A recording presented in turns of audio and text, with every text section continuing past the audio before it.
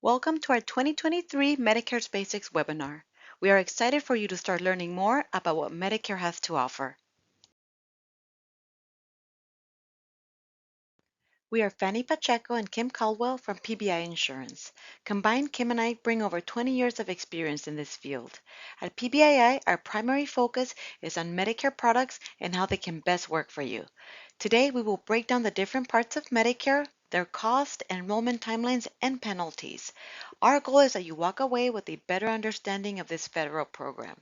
For advice pertaining to your specific situation, please schedule a one-on-one phone call with one of us. Medicare is federal health insurance program for people who are 65 years of age or older and certain younger people with disabilities. To be eligible for Medicare, you must be a legal U.S. citizen or a legal resident who has lived in the U.S. for at least 5 continuous years. Now we'll review the 4 parts of Medicare. There are 2 main components of Medicare, Hospital Part A and Medical Part B. These 2 are known as Original Medicare. Original Medicare is coverage managed by the federal government. Generally, there's a cost for each service. Under Original Medicare, you can go to any doctor, healthcare provider, hospital, or facility that accepts Medicare assignment and is accepting new Medicare patients. Medicare Part A hospital coverage is usually premium-free if you or your spouse paid Medicare FICA taxes while working at least 40 quarters or 10 years. Most people get premium-free Part A. Medicare Part A helps cover inpatient services while you're hospitalized. Part A has a per episode deductible of $1,600. A new episode begins once you have been out of the hospital for 60 days. Part A also helps cover skilled nursing facility care, hospice care, and home health care. Medicare Part B helps cover outpatient services. Part B has a monthly premium that ranges from $164.90 to $560.50. Premiums for Part B are based on your modified adjusted gross income from 2 years back. For example, if you are applying for Medicare coverage effective in 2023, your Part B premium will be based on your modified adjusted gross income from 2021. Medicare Part B has an annual deductible of $226. Part B covers 80% of the Medicare approved amounts billed by your providers. You are responsible for the other 20%. You are also responsible for an additional 15% amount known as excess charges that your providers may bill.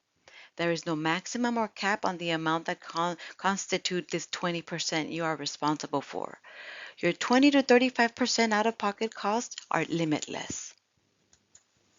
Medicare Part C, also known as Medicare Advantage, offers health plan options run by Medicare-approved private insurance companies like Blue Shield, SCAN, AARP, or Anthem, and a few others. This type of plan combines benefits and services covered under Medicare Part A and Part B and often include the Part D prescription benefit. Medicare Part D, also known as a prescription drug coverage, are prescription drug plans run by Medicare-approved private insurance companies. These plans help cover the cost of prescription drugs. These are the 4 parts of Medicare and the coverage each one of them provides. Contrary to what many believe, Medicare does not cover everything. Prescription drugs, Medicare regulates the plans but does not offer the coverage. Dental, vision are also not covered under Medicare. Medicare does not provide long-term care coverage. Medicare beneficiaries typically sign up for secondary coverage to help cover the Part A and B deductibles and coinsurance and to obtain the prescription drug coverage that they need. Dental and vision coverage may also be added if necessary for an extra premium.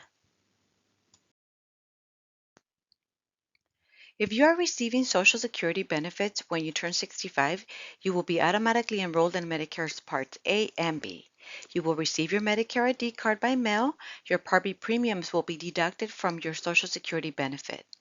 Now, if you're working and covered by an employer group plan or covered by your spouse's employer group plan, and your plan and employer meet the Medicare's criteria, then you may not want Part B.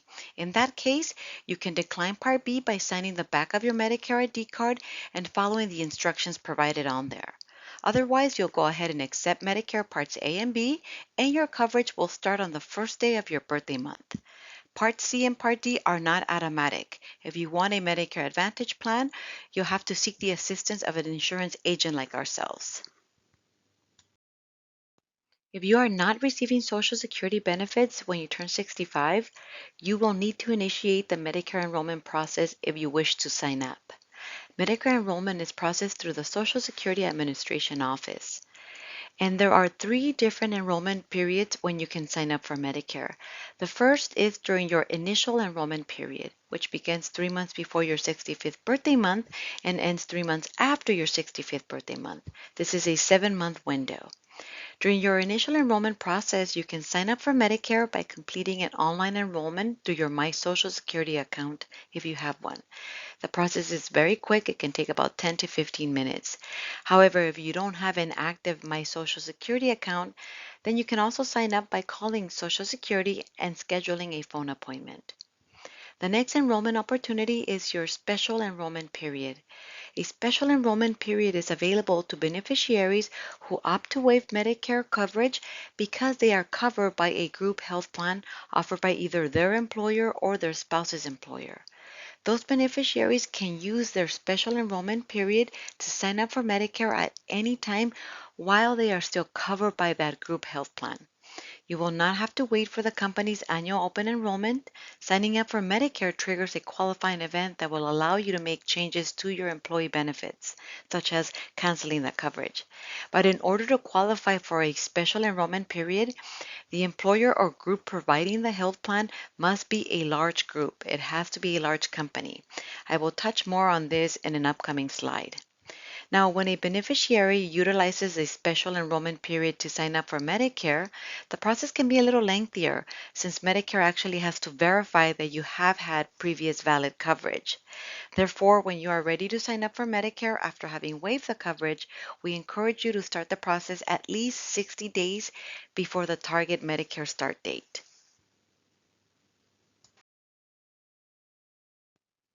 We briefly cover the different parts of Medicare, and while most people will sign up for everything all at once, there are instances when you will not want to do that. Instead, you'll want to sign up for some parts and not others. Like when you are still working when you turn 65 and you are covered by your employer group's health plan. In this case, it is important for you to be familiar with the following Medicare secondary payer rules. If you work for a company with 20 or more employees and you have medical coverage through that group health plan, your company plan will be primary payer and Medicare will be secondary payer. This means that you may be able to waive Medicare enrollment without late enrollment penalties, but not before you confirm with HR that your current group health plan is Part D creditable, meaning that your current health plan includes prescription coverage expected to pay as much as a standard Medicare Part D plan pays. If this is the case, then you may be able to delay your Medicare enrollment. However, we always encourage you to compare your current group health plan against Medicare coverage, as you may be able to save monies in monthly premiums. We typically recommend enrollment in Medicare Part A, even if you are planning to keep your employer's coverage, because this will provide additional hospital benefits should you need them in the future, and because for most people, Medicare Part A is premium free. However, there is an exception to this.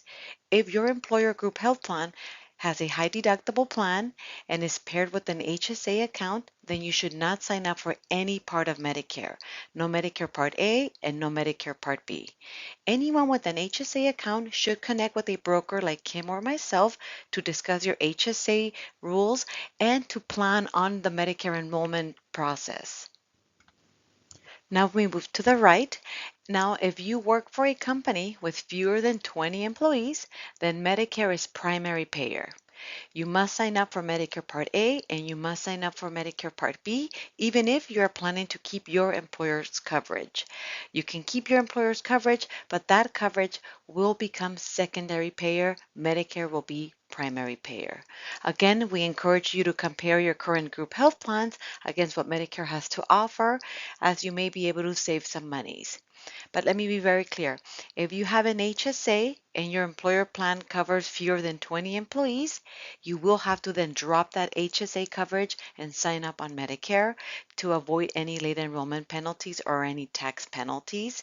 And you'll have to do this in a timely manner, depending on when you're turning 65. As you can see, just by looking at this slide or by listening to this slide, there are a lot of rules that affect Medicare beneficiaries when they are still working and covered by their employer's health plan. We encourage you again to connect with a broker like Kim or myself to discuss your specific situation and ensure that you will not face any late enrollment penalties down the road. A health savings account, or HSA, is a type of account for individuals with high deductible health plans. Funds contributed to an HSA are not taxed when put into the HSA account or when taken out, as long as they are used to pay for qualified medical expenses. If you have an HSA and will soon be eligible for Medicare, it is important to understand how enrolling in Medicare will affect your HSA. If you enroll in Medicare Part A or Part B, you can no longer contribute pre-tax dollars to your HSA. This is because to contribute pre-tax dollars to an HSA, you cannot have any other health insurance other than the high deductible health plan. You can contribute to your HSA once you are enrolled in Medicare. If you or your employer contribute to your HSA after Medicare coverage begins, you may have to pay a tax penalty. If you'd like to continue contributing to your employer-sponsored health savings account without penalties after you turn 65, then you shouldn't apply for any part of Medicare and you shouldn't apply for Social Security benefits either. To avoid a tax penalty, you should stop contributing to your HSA at least 6 months before you apply for Medicare. Remember, premium-free Part A coverage begins 6 months before the month you apply for Medicare or for Social Security benefits, but not earlier than your 65th birthday month. However, you may use money that's already in your HSA after you enroll in Medicare to help pay for the premiums, deductibles, coinsurance, and copayments. Late enrollment penalties. The hospital Part A late enrollment penalty is 10% of the cost of Part A. If you are subject to this penalty, the penalty will remain for twice the amount of time you waited to enroll in Medicare Part A. The Part A penalty is not assessed if you are eligible for premium-free Part A. For example, if you or your spouse worked 40 quarters and paid Medicare taxes, then you do not have to worry about the Part A late enrollment penalty. Next is the medical Part B late enrollment penalty, which is 10% for every 12 months you go without Part B coverage. This is a lifetime penalty. The Part B penalty is not assessed if you delay Part B enrollment because you had coverage through a large group health plan based on your own active employment or your spouse's active employment. Next is a Part D prescription late enrollment penalty. The penalty is 1% of the national average cost of a prescription plan for every month you go without creditable prescription coverage. This is also a lifetime penalty. The penalty is not assessed if you have coverage and your health plan includes prescription coverage that is equal to or better than the standard Medicare Part D prescription coverage. We have covered a lot during the presentation, but now we are at the stage where someone has decided to sign up for Medicare. You have completed the Part A and B enrollment through Social Security. We remind you that Part A and B are the core benefits, so those are always essential. You have to sign up for those when you decide to go on Medicare. But you have two options. There are two main ways on how you can utilize or how you can get your Medicare benefits. And one of them is keeping original Medicare, which is like a PPO. When you do this is you keep Medicare Part A and B, then you sign up for a Part D prescription program that will help pay for your medications. And then you will sign up for a Medigap supplement policy, which will help pay for the Part A hospital deductible and the Part B 20% coinsurance that is your responsibility. So this is an option that you have. The second option is signing up for Part C. These are the bundled plans. When you sign up for Part C, yes, you still have Part A and B. You sign up for Part C, which is a health plan, which usually includes the Part D prescription benefit. Some plans may offer lower out-of-pocket costs, lower than what you would pay under original Medicare. They do offer extra benefits, and we will cover these in more details further in the presentation.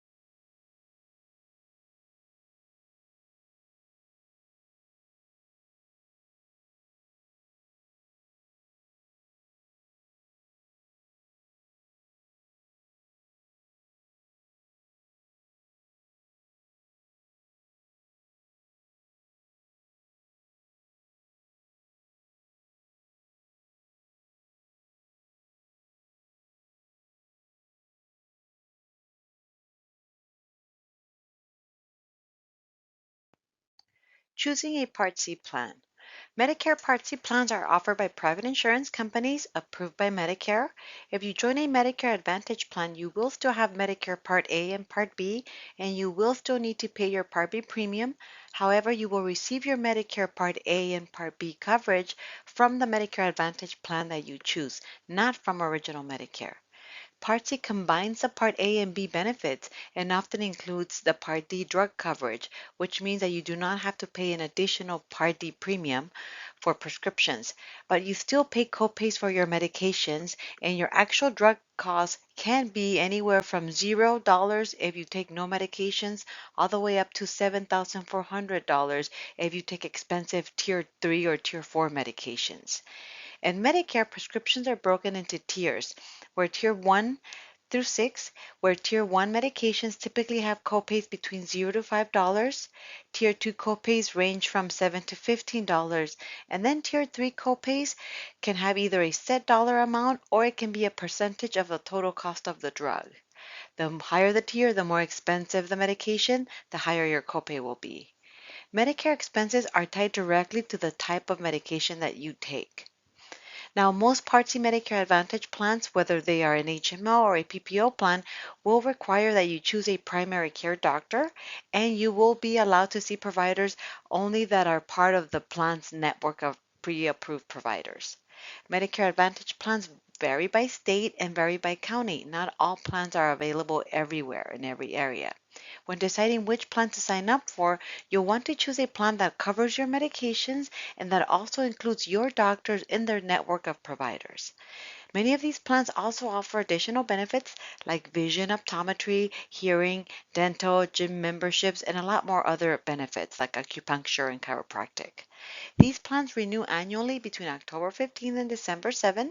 So if you are enrolled in a Medicare Part C plan and you want to switch to a different Part C plan, you can do it between October 15th and December 7th, and then your new plan will take effect on the first of the following year.